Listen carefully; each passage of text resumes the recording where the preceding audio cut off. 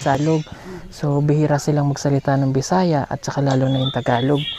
Pero, okay lang naman yun ay, no? Okay.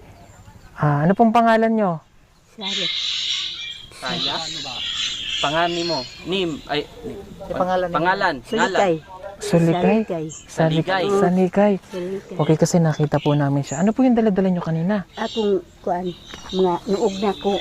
Mga damit. Oo. Damit. Naglaba po kayo? Oo. Saan kayo naglaba? Dito sa kuan, ubos. Malayo. Okay. Siya po asawa ninyo? Yung bana? Oo. Sige po, pwede po kami pumasok sa loob, Nay? Kasi naambon. Sige po.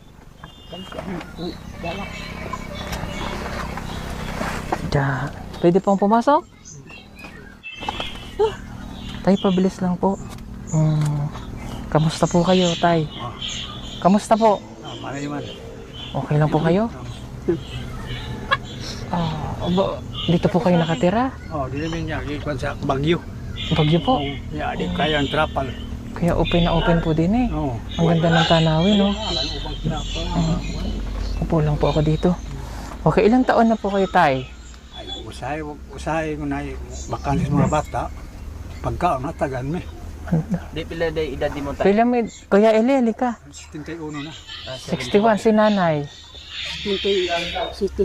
77. Okay. So, kumusta po ang buhay nyo dito?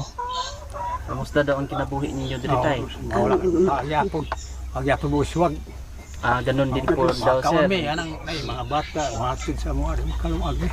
Tagaan yung mga karang, kamuti. Kamuti lang. Bayan, hatag yung mga bata na ko dito sa layo.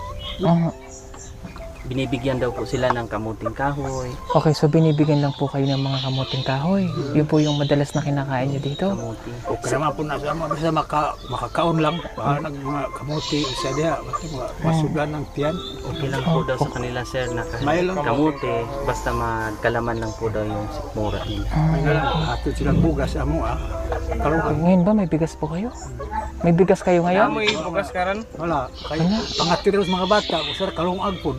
Saka Kumain na kayo ngayon? Hindi pa kumakain ang dalawang matanda. 3:00 na ng hapon. Dahil wala pa daw silang pagkain. Wala silang bigas na maisasaing. Diyan? Wala eh. Ha? wala. Wala pa. Sulod sa kuan ako, kaldero. Ay, Diyos ko po, wala pang laman. Ano pang kakainin ni nanay? Wala. Okay, tama-tama. Nagutom ka na? Gutom sa uman